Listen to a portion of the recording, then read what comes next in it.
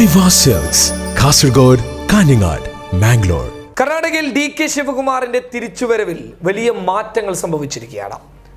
DK Shivakumar Karnataka കോൺഗ്രസിന് വലിയ ആർജവം പകർന്നു കൊടുത്തപ്പോൾ മറുവശത്ത് BJPയുടെ പാളയത്തിൽ ഭിന്നിപ്പ് രൂക്ഷമായിരിക്കുകയാണ്.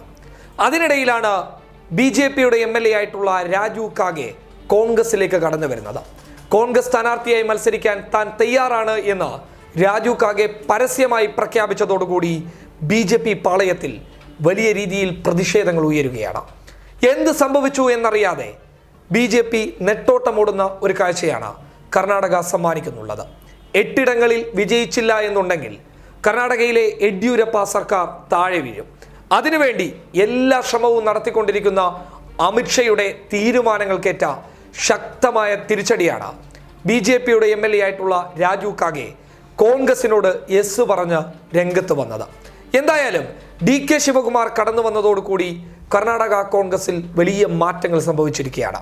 അതിനിടയിൽ DK ശിവകുമാറിനെ കുടുക്കാനുള്ള ചില നീക്കങ്ങളുമായി എൻഫോഴ്സ്മെന്റ് ഡയറക്ടറേറ്റ് വീണ്ടും മുന്നോട്ട് വന്ന വാർത്ത നമ്മളൊക്കെ കണ്ടതാണ്. അതായത് നിലവിൽ ദില്ലി ഹൈക്കോടതി DK ശിവകുമാറിന് ജാമ്യം നൽകിയതിൽ സുപ്രീം കോടതിയെ സമീപിക്കാനൊരുങ്ങുന്ന എൻഫോഴ്സ്മെന്റ് ഡയറക്ടറേറ്റിന്റെ തനിനിറം നമ്മൾ വ്യക്തമായി തിരിച്ചറിഞ്ഞതാണ്.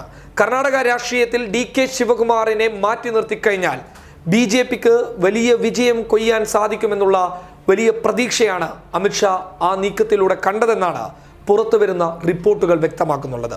എന്തായാലും BJPയിൽ നിന്ന് ഒരു MLA കോൺഗ്രസ് സ്വന്തമാക്കിയിരിക്കുകയാണ്. ഈ നേട്ടം ഉപതിരഞ്ഞെടുപ്പിൽ പ്രതിഫലിക്കുമെന്ന കാര്യത്തിൽ യാതൊരു സംശയവും വേണ്ട. DK ശിവകുമാറിന്റെ കടന്നുവരലിന് ശേഷം വലിയ രാഷ്ട്രീയ മാറ്റങ്ങളാണ് കർണാടകയിൽ സംഭവിക്കുന്നുള്ളത്. കോൺഗ്രസ് പാളയത്തിന് വലിയ ഊർജം ലഭിച്ചിരിക്കുകയാണ്. വക്കലിക സമുദായത്തിന്റെ വോട്ട് ബാങ്ക് ഉറപ്പിക്കാനുള്ള നീക്കവുമായി മുന്നോട്ട് പോകുന്ന കോൺഗ്രസിന് BJP പാളയത്തിൽ നിന്ന് കിട്ടിയ MLA ഒരു തുറുപ്പ് ചീട്ട് തന്നെയാണ്. News desk public Kerala.